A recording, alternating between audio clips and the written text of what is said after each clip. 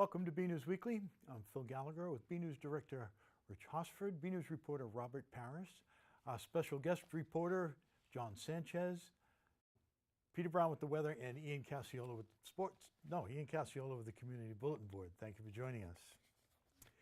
Middlesex District Attorney Marion Ryan has released a list of grand jury indictments handed down between June 1 and July 20th, and one Burlington man accused of rape of a child was on the list. According to the DA's office, Luis Gonzalez, 57 of Burlington, was charged with the aggravated rape of a child and indecent assault and battery on a child under the age of 14. The DA's office said Gonzalez was charged in connection with multiple alleged sexual assaults of a 10-year-old female who was known to him. The defendant was arraigned in Woburn District Court on May 9th and arraigned in Middlesex Superior Court on June 20th. Clerk Magistrate Lisa McGovern set bail at $5,000 cash and ordered the defendant to wear a GPS monitoring bracelet and to stay away from and have no contact with the victim. The next scheduled hearing in this case is August 30th. Ryan's office states that these charges are allegations and the defendant is presumed innocent until proven guilty. The prosecutor assigned to this case is Assistant DA Tom Brandt. A new Asian-style, hibachi-style restaurant has been given the go-ahead to open up in Burlington. At its last meeting, the Planning Board approved a special permit and a minor engineering change for Feng Shui to locate at 2400 District Avenue in the district. This will be the final restaurant to locate in the district under the previously approved planned development district that was passed by town meeting for the project to renovate the office park. The restaurant will occupy 6,000 square foot building that is already in existence adjacent to the TD Bank and across the street from Pressed Cafe. It will have 175 seats inside and 40 seats on two seasonal patios. Attorney Mark Vaughn of Reber & Bronstein, who is representing the restaurant group JC Group Inc., said the restaurant has other locations in Chelmsford, Cohasset, Tingsboro, but is not a chain. He said they pride themselves on fresh Asian and Chinese food, and they have been looking to move into Burlington for quite some time and are excited to locate in the park. Frank Zhang, one of the restaurant owners, said they offer a lunch buffet for busy office workers and a full menu for dinner. This includes hibachi tables and a sushi bar. Andrew Gallinaro of National Development, the company that owns the district, said he thinks the restaurant will fit nicely with other eateries in the park. Since they feature different menu items, he said they will lift each other up rather than compete. Members of the Planning Board had few comments about the project. They agreed with the conditions set by the building inspector that the outdoor patios need to be protected with guardrails. They also said that National Development must work with all the restaurants in the project to share prime parking spaces. They approved the special permit unanimously. They also approved a minor engineering change for a 13 by 7 foot vestibule along one exterior wall to protect patrons from the elements as they wait to enter the building. The Burlington Recreation Department held their annual Celebrate Burlington last week on the Town Common and Simons Park. BNews reporter Robert Paris went down to check it out and has this report on the festivities. Despite a steady rain requiring participants to don rain jackets and ponchos or employ umbrellas, there was still a lot of fun to be had at this year's Recreation Department's Celebrate Burlington on the Town Common in Simons Park. BCAT's host of Something to Talk About, Linda McNamee, and I were at the event where children of all ages could be seen playing games, eating a wide variety of food, jumping in bouncy houses, and riding on trackless trains. It's great, honestly. I mean, obviously I wish it were a little bit drier, but we're trying to keep the morale up, having a good time, doing the best we can. We spoke to the person behind the event, none other than the Burlington Recreation Director, Brendan Egan. Well, no, I'm Director of Parks and Recreation. That does not mean I'm in charge of everything. But the weather, we thought we had a good handle on it. Mother Nature threw us a little knuckleball this afternoon, but it looks like it's clearing out. Last little bit of showers going out now, so we're working on our plans for the rest of the afternoon. This year also marks the 50th anniversary of the Burlington Rec Department, and throughout the entire year, the Rec has been having special events each month. There's been 50 years of parks and recreation activities, events in this community, and we're very well supported by the residents. We We have a great recreation commission, great staff. So to me personally, I've worked here for the better part of 20 years, and I've watched the department grow. I know what the department was when it started through, my reading and history that I've talked to former directors on, and we're really headed in the right direction. We have a great program staff, a great maintenance staff, and that's going to lead us into 50 more years of leading the way in Parks and Recreation. The rec has already planned the events for the upcoming fall season. So coming up we have an Ice Palace Day on August 18th. In September, we have a big day of play where we'll be around to different parks in town with different activities throughout the day. We have October, we have Trucktober, so we're going to have a food truck event. And then in November, I'm drawing a blank. We're going to have a road race. And then we're going to cap off our year in December with a gala, a ball. The Friends of the Mary Cummings Park have proposed a new park, which will involve creative sculptures near the center of town. This idea came up in the Master Plan Steering Committee. Wouldn't it be fun if instead of just one day a year, the center of Burlington was filled with fun things? What if every day we had a sculpture park in some of the underutilized green space in our center of town? And so we built these two dragons, which I know you've seen. We have booklets that show different parts of this town that could have sculptures. And it's a project we're going to be pushing along over the next year. And there is a website, artforburlington.org. Who let the dogs out? Those behind the incoming Burlington Dog Park hope everyone will soon be able to let their dogs loose in the park. But to get there, they still have some fundraising to do. We have an event coming up August 26th as our next event coming up for the dog park. You see our flyer. BurlingtonDogPark.com, and we have an ongoing Buy a Brick program if you'd like a brick placed in the park at the entranceway of the large and dog small areas. This is ongoing. You can get this through the town website, through the rec department, and through the dog park link there. You can buy it online, or you can pick up a brick if you want to pick up a brick at the town common. There's some at the library. They're around town, and would love to have you come and support the dog park. I got a chance to speak with Al Fay on his thoughts about Celebrate Burlington and the upcoming Truck Day event in mid-September. Well, a little bit better that the weather, the sun's starting to come out a little bit, but we go a little bit, and the rain was come out and then back out again, and nobody wants to ride in the back when it's pouring rain. But we did pretty good.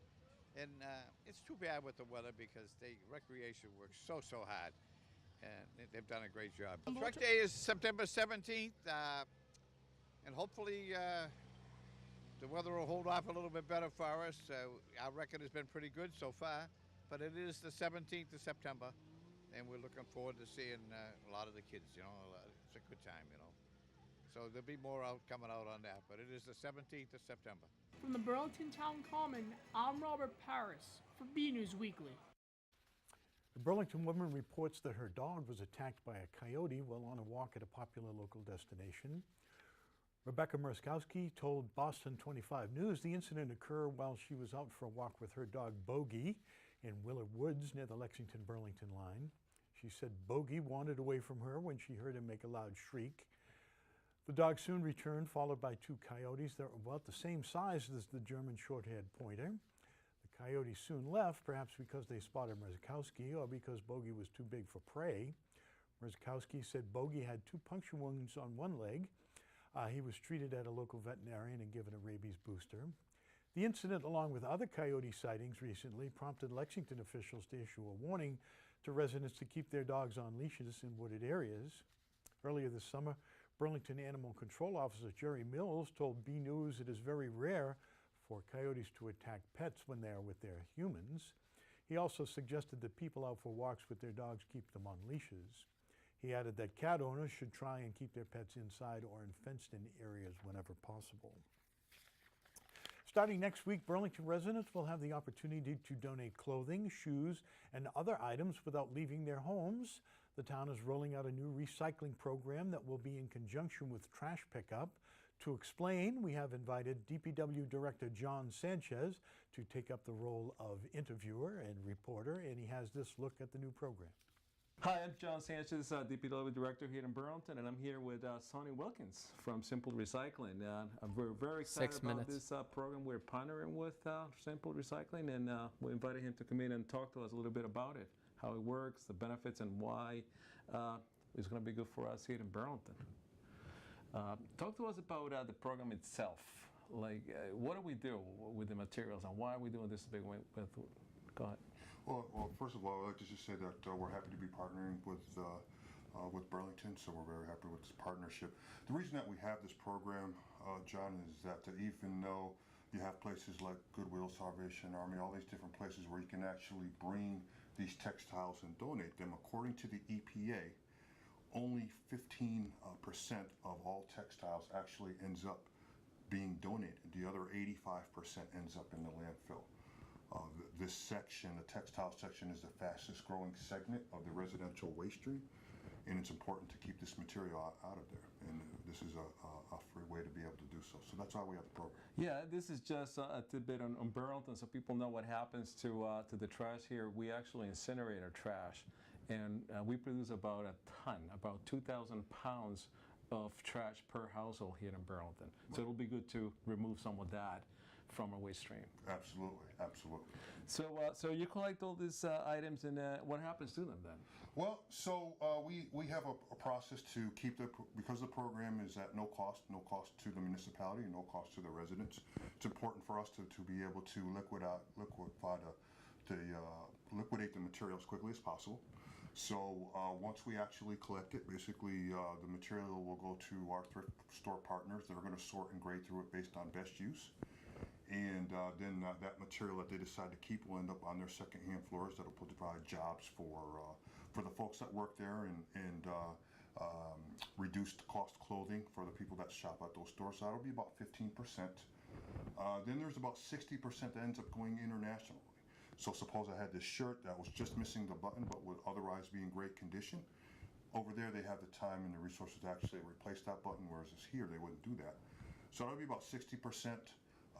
Then the third stream is where there's about 20% that's actually broken down into raw materials.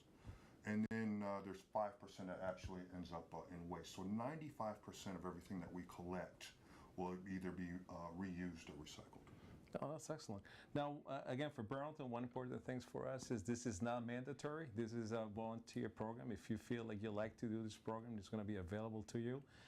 But if you still feel like you want to bring it to Salvation Army or whatever you're doing with it today, you can continue to do the same as well. This is, we believe that there is another stream that is currently not being recycled, which is where Simple Recycling come into place. How does the program going to work here for us in Burlington? So we want to make it as simple to recycle the clothing as it would be to throw it away. Okay. So basically, on every Thursday, which is Burlington's normal curbside collection day, the residents can place this bag out at their curb, and you can see everything that we collect is listed on here: the clothing, shoes, accessories, home goods, things of that nature. They're just going to put it at the curb at least. I believe the town has a 7 a.m. Yeah, by 7 a.m. Away from your other recyclable containers, and there's no reason to call. No special considerations need to be made. Our trucks will drive the town through on that Thursday. Look for these bags, and then the same amount of replacement bags will automatically be left on at the residence. So they'll be tied off to a recycling cart if there's not one out there, maybe a railing, to the doorknob, under the mat. The only thing that we can't do is place them in the mailbox. Right. So they'll automatically be left there, so there's nothing to remember, no special things that you need to do. Just place them in the bag and place them at the curb. That's terrific. And again, one more thing in Burlington is follow our schedule. If the trash happens to be delayed because we have a holiday, then this collection would also be delayed one day. And please do not place it on top or too close to our trash barrels or recycling barrels, as the other ones are automated, so they need to be free of any other materials when they are doing their work. But that's terrific. So we're going to get started on Thursday, the 17th. At 7 a.m. and by now most, if not all, of our residents should have these bags at home. And Please give us feedback. I think that in some of the paperwork you already got by mail and some of the flyers, there's some phone numbers that you can call if you needed extra bags or even if you have any questions on how the system may work. So feel free to call. Sure, absolutely. If there's suppose somebody is moving, maybe moving to another part of the town or something, there's some extras that they need to get away at the curb. They can go to www.simplerecycling.com. There's a space in there where you can order more bags, or you can call our customer service number 866-835-5068, and we'll be happy to drop the bags off. You can order that. All that is at no cost. Just real quick, I want to expand on something. If you are someone who currently donates, we encourage the residents that do so to continue to do so. This program is just an extension of the curbside initiatives that the town already has in place. And this is just for that resident that either can't make it to donate or chooses not to, or whatever reason is. Now there's not a reason for it to end up in the trash. So this is kind of a gap for that. Fantastic. That's terrific. Well, I appreciate you being here today. Absolutely. We're proud and we're happy. Thank you. Thank you. Thank you, John. Is your son adventurous and would like to engage in activities that will help him learn good citizenship? Cub Scout Pack 105 will be having their annual registration night on Wednesday, September 6th from 6 to 8 p.m. at the Fox Hill School. The club is for boys entering kindergarten through 5th grade. The pack meets the first Wednesday of the month from 6:30 to 8 p.m. at Fox Hill. Registration night is a fun way to learn about the introduction of Cub Scouting and for parents to meet and socialize with other members. The purpose of Pack 105 is for young boys to be taught good citizenship while learning to help those in the community. They are shown through example that service matters and they can make a difference. The meetings are filled with activities that the Scouts engage in throughout the year. These include camping, service projects, hikes, rocket building, and much more. The recruiting event is also a splash night, so make sure to bring a bathing suit. You can check out their website, seen here, to register for this event, www.pack105burlington.org/register. We've seen a lot of growth in Burlington the last number of years. What does the future hold? A group of business leaders recently gathered to discuss just that. BNEWS Director Rich Hosford was there and has this report. On Wednesday morning, regional leaders in business, development, real estate, and politics gathered at the Gutierrez Company's new building at 4 Burlington Woods Drive for a set of panel discussions hosted by the Burlington Area Chamber of Commerce, the Middlesex 3 Coalition, and the New England Real Estate Journal called Future of Middlesex 3 Coalition Commercial Real Estate. The discussion touched on a wide range of topics concerning the area and economic growth, including transportation, housing costs, amenities, and workforce recruitment and retention. One big theme that emerged among the experts was the need for collaboration between businesses, business groups, the state, and local municipalities. Well, I think we're trying to show the partnership between the Burlington Area Chamber of Commerce and the Middlesex 3 Coalition. While Burlington area has its own successes, the future is through a partnership with the general region and branding this area to be something that people, across the country at some point will understand. We've got a lot of the most talented people in real estate, in leasing. Also, we've got the towns here that know all about zoning and understanding that there is a value to partnerships. To talk about real estate development, how the Commonwealth can assist. We're not developers of land, but everyone in this room has an idea of what they can do, and we're looking to see how the Commonwealth can work with any of the members of the development teams in the room. So one of the things that we're looking for is collaboration. We're not trying to be the first dollars into any development, but we want to be partners in any of the developments that come of this discussion. Another consensus among participants is that Burlington has been doing really well as a result of smart planning and strategic partnership that have resulted in successful projects like 3rd Ave and the District, among others. Well, we love Burlington, of course, right? It's a great town, and it's really booming. One way in particular is there's a real boom around hospitality. A lot of restaurants, hotels, a lot of organizations that are coming into the area to provide that kind of support to employers. Well, Burlington's done quite well. Burlington has actually been very successful at understanding the balance between commercial and industrial, as well as residential development. Burlington has, obviously you have the mall, which helps quite a bit, but nonetheless, a lot of your commercial development with the hospital right here and some of the developments that feed off of that, you have developed a balance, and you are very judicious about how you spend your dollars, and we appreciate that balance. Many communities are actually trying to figure out the balance that your town has figured out many, many years ago. So I think a lot of the communities are envious of Burlington. Finally, the warning that came out of the discussion was that while Burlington was in a strong position now, there must be persistent vigilance, and deep thoughts on future planning must continue. A couple of things. I wanted, first of all, to bring out the importance of Middlesex 3, what we've done in terms of solving regional problems. But I also wanted people in the audience to understand what goes into the planning process. That it's, sometimes when you look at it from outside in, it appears to be fits and starts, a hodgepodge. But most of the developers are trying to anticipate where the economy is going, where development is going, and it's a multi-year process. So I was trying to get across to the audience that one of our goals on the panel, one of the goals of Middlesex 3, and one of the goals of the municipality should be to anticipate as well as we can, where will we be 5, 10 years from now? The reason Burlington has been a magnet for many of the major companies is they had the ability 15, 20 years ago to do that exercise. And I'm trying to say that don't stop doing that. Continue to focus on that. You can't really rest on your laurels when you're having success. You've got to look at what the next thing is. And I think we see that the millennials really play a big part in where the future goes, as it always does. So if you design areas based on attracting young people, good things happen. I think we're going to learn a lot. Burlington it's growing, and it's growing in a smart way. We're looking to continue to support our high-tech and biotech businesses, because with the employees in those businesses, we bring in all of the small business into Burlington. That helps with our tax base for our residents. So it's all very important that we continue to pay attention to it, because if we don't, if we just let things go, then our town is going to head in a different direction. So we've got to continue to maintain what we've got.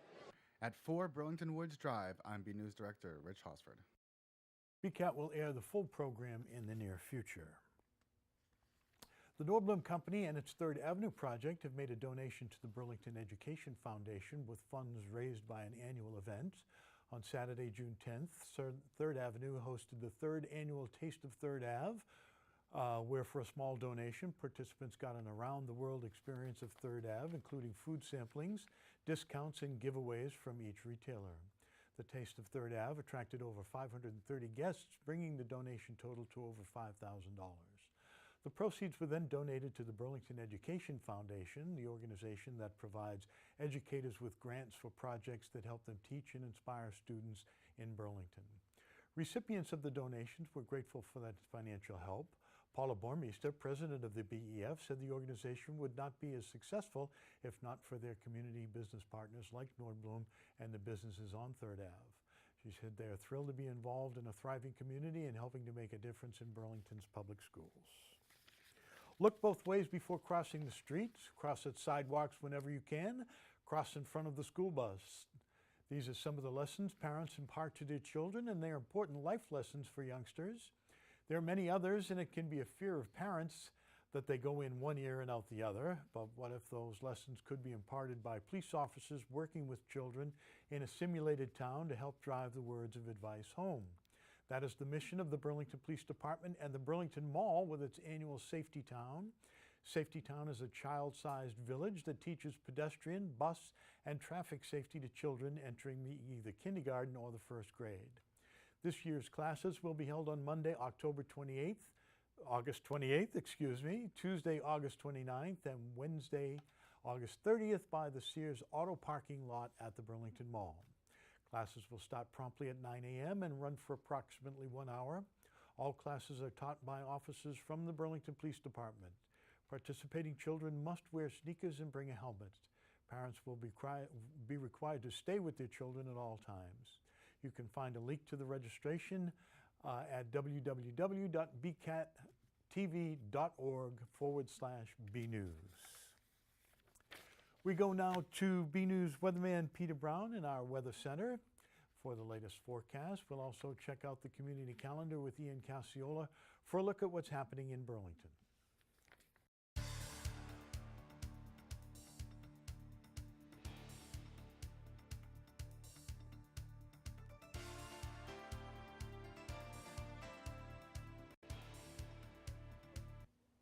Well, hello everyone, and this is Peter Brown with a look at your weather for the next 7 days. And if you can believe it, we are into the midst of August already, so we've actually only got a couple more weeks of meteorological summer to go, and then we'll be actually looking ahead towards fall, if you can believe it already. But we have plenty of great summer weather ahead of us, and as we start out our period on Thursday, we're going to be seeing temperatures about where they're supposed to be at this time of the year, so pretty average, which has been fairly par for the course this summer, which has been nice. It's been a very pleasant summer if you've been able to dodge all of those showers and thunderstorms with the heavy rain. But we're going to be starting out with temperatures in the mid-80s, so very pleasant, dry conditions, very low humidity as we go ahead for the next 7 days or so. So it's going to be great if you have to be out there at the beach or going up to the lakes or just being out and around in Burlington. Now, as you can see, as we get towards the end of the period here, getting into, look at this, August 16th already. Look at this. We're getting back into the time of the year where our record lows can start to fall back into the 30s. But not to alarm anyone, we're going to be far, far away from that, that's for sure. And of course, the biggest thing that we've been noticing is how much the days have been shortening since we passed the summer solstice. We're actually almost 2 months past the summer solstice now, and we've lost almost nearly an hour and 3/4 of daylight since the start of summer. Now, we're going to move ahead today, right ahead to the 7-day forecast, because there's really not going to be too much going on in terms of weather around Burlington this week. We're really only going to see mostly fair skies as we go through Thursday and into the start of the weekend. Getting into Saturday, we're going to introduce a chance of maybe a few spotty showers here and there. But look at this as we head to Sunday, Monday, Tuesday. Basically just a few clouds each day, but some really nice conditions. When we get towards the end of the period, getting into Wednesday, we might be introducing the chance of a couple more showers, maybe with the approaching of a front. But look at the temperatures. Beautiful temperatures, especially for the middle of August, that's for sure. We've been used to having many days where we see temperatures way up near 100 at this time of August. But if you have to be out and about around Burlington, you are going to see some beautiful conditions for the next 7 days, that's for sure. Now, folks, as we move on, I want to bring your attention to many of you who've probably in the Burlington area noticed on the news and everything that this past Friday, August 4th, we saw the passing of Dick Albert, who was an absolute staple on the air here in Boston. He was, of course, a forecaster for WCVB, Channel 5, the ABC News affiliate here in Boston. He joined the team back in 1978 and was there for 31 years until his retirement in 2009. Now, I had the pleasure of meeting Dick Albert several times at many weather conferences that I attended, and he certainly was, I have to say, a true gentleman and a true professional, an amazing, amazing person, that's for sure. But look at the achievements that he had. He won several local Emmy Awards. He's had so many achievements in terms of television, an absolute amazing personality. And it's interesting to note that before Dick Albert actually started on the air here in Boston, he was actually on air in cities like Denver, San Francisco, and even Albuquerque, and even served as a weather forecaster for the United States Air Force. So everyone, especially here in the Burlington area, I'm sure many of you have a lot of fond memories of Dickie, that's for sure. He was a great guy, and here in the Burlington area and at BCAT, we would like to extend our deepest condolences and sympathies to all of Dick Albert's friends and families and colleagues, that's for sure. And just like Dick would like, we're going to wish you a great week and enjoy the weather out there.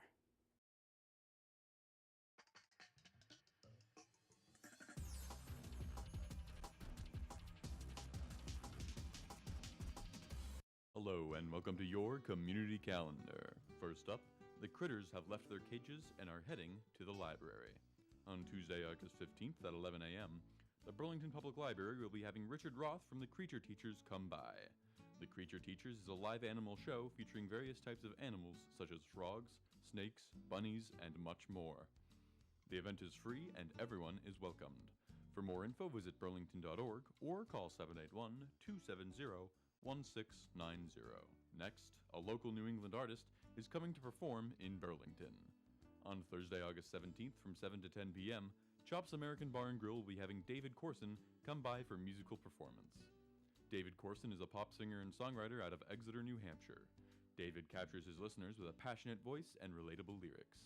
Although David's music is original and unique, his works have been compared to pop rock greats Matt Nathanson, Ray LaMontagne, and Ed Sheeran. Everyone is welcomed, and for more info visit chopsamericanbarandgrill.com or call 781-221-6643. And finally, slide across the ice with this fantastic event. On Friday, August 18th from 2 to 5 p.m., the Burlington Rec Department will be having an Ice Palace Day at the Burlington Ice Palace. There will be games, activities, and open skating. Skates will be available for rental as well. Everyone is welcomed, and for more info, visit burlingtonrecreation.org or call 781-270-1695. This has been your community calendar. I'm Ian Casiola. Back to you in the studio. Another week, another photo to highlight, although this is video. This week's photo shows a view, I guess it's not. It's a a still. It shows a view of Celebrate Burlington on the town common, normally only seen by the birds. It was sent in by Marshall Simon's middle school teacher and drone enthusiast, Jordan Marino, that he took with his drone last Saturday at the festivities. Awesome shot, and thanks for the photo, Jordan. BCAT also has a drone. We've got it out of the box, but it's not operational yet, but we'll soon be showing you some videos over the town of Burlington. We'd like to see your photos. They could be of something you see around town, the weather outside your home, your door, or even photos of your family members and pets. Whatever you think is interesting, would like to share with us. Email your photos to bcat@bcattv.org with the subject line Photo of the Week. Finally, this weekly, we leave you with a short video of some more fun brought to you by the Burlington Recreation Department. They recently held a silent dance party on the town common. Don't know what a silent dance party is? Watch this and find out. Thanks for watching BNEWS Weekly. We'll see you next week. Phil Gallagher, along with Rich Hosford, Robert Parrish, John Sanchez, Peter Brown, and Ian Casiola. Thank you for joining us.